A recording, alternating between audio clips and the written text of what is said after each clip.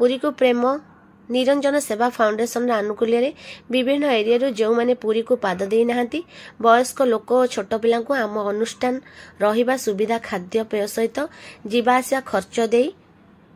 70 लोक जगह दर्शन कराई समुद्र कूल बुले पुरी सहर बुले अनुष्ठान समस्त को निज निज घर को पहुंचाई। यह अनुष्ठान सभानेत्री जीता पट्टनायक और संपादक आशुतोष पट्टनायक मीनरतन दास सुमित्रा पंडा एवं अनुष्ठान समस्त कर्मी यह कार्यक्रम को परिचालना करथिले।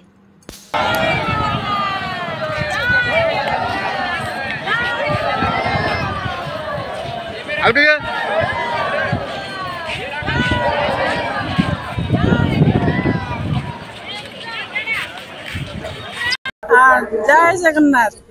मो नाम जीता पट्टनायक मु प्रेम निरंजन सेवा फाउंडेशन प्रतिष्ठात्री सब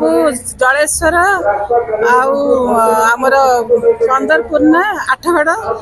यू सब निशा असहाय जो मैंने बापा माँ पिला नहीं जगह दर्शन पे आसी रथरे जगह दर्शन करी जीवे पूरी आसी एक्चुअली आम सेवा आमर आमर लक्ष्य हूँ सेवा आम गुंडीचार आसिक जगन्नाथ जगार सेवा देलु बाहुड़े भुवनेश्वर सेवा देलु तो सहीटा तो जगन्नाथ श्रद्धालु मान आम सेवा देलु आम खाद्य तैयारी कर बांटी किंतु प्रकृत सेवा जो मैंने पूरी धाम रे गोड़ देना पाद थापी ना बाहर को बाहर ना घर ना लाइन ना पानी ना से भाया जगार आम लोक नहीं आसीचु बहुत सुदूर जलेश्वर बालेश्वर गाड़ी करके आम नहीं आसलु यहाँ आम प्रकृत सेवा जगन्नाथ को दर्शन करूँ जगह कृपा करमको आशीष देती समस्त सफल समस्त मिलित उद्यम सफल होती तो समस्त आम नहीं आसीचु जगन्नाथ दर्शन कर बहुत भलरे दर्शन करेगी आम मठ को नौचु से रोषे भी होची समस्त को खुआई पियाई गुरुधाम आम जाऊँ समस्त को खुआई पियाई आम पुणी बस रे बसिक छाड़ू आम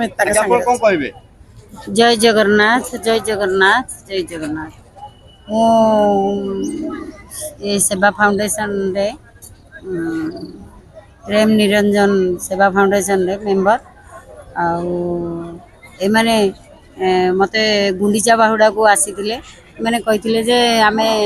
मौसी मौसा को आम नहीं आसबू से केबे भी दर्शन करना आपा आम को टे साहाय्य कर दर्शन से जेहेतु करना केबे भी से आनीचु से भी बहुत खुशी आम भी खुशी से जेहेतु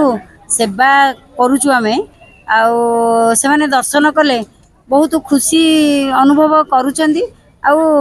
करिवे भी मु भी से बहुत आनंदित ये सेवा फाउंडेशन तरफ बहुत बहुत धन्यवाद